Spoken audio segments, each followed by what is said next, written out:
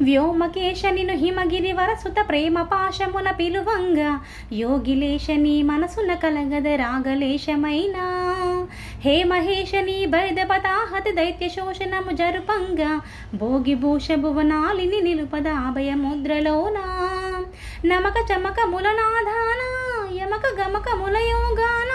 పలుకుతున్న ప్రాణాన ప్రణవనాద ప్రథమనాద శృతి వినరా భరత వేదముగ నిరత నాట్యముగ